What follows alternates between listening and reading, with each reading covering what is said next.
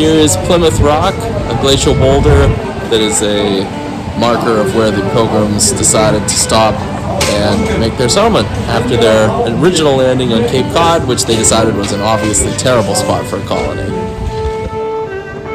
Oh wow, it's so breezy here on Cape Cod, which I'm on! Yeah.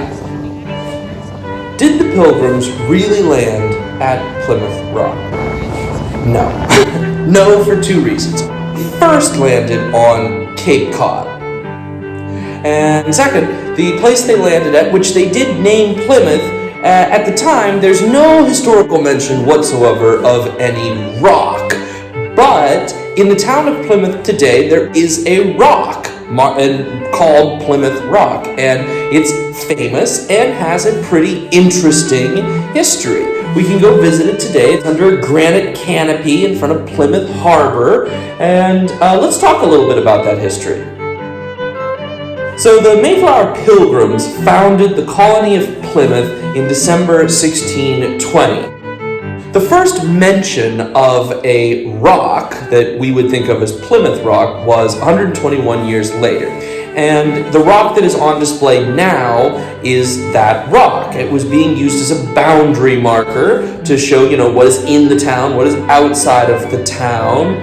And it was probably being used before 1741, but that's the first time that it appears in the historical record. Now, flash forward a little bit to 1774, and by now, the Plymouth Rock is important enough that the town wants to move it from its spot as a boundary marker into the center of town, into town square. Now, while they were attempting to move it, they actually broke it. They broke their famous rock in half. 1774 marks when it is now no longer just a random rock, it's a famous rock, but it also marks when it got broken in half.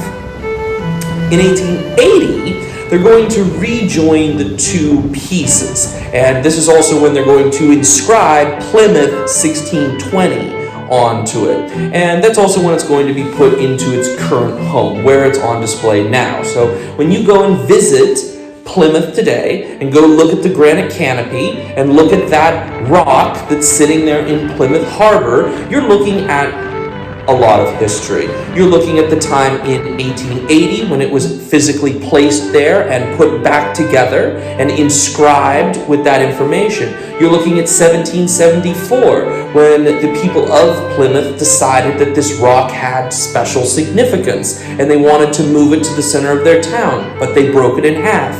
You're looking at 1741 when this rock was in fact being used in the town of Plymouth to mark the border between their colony and outside their colony. And you're looking all the way back to December 1620 when this rock would have definitely been sitting there somewhere in Plymouth, though of course not yet famous. So a lot of history in a very small boulder.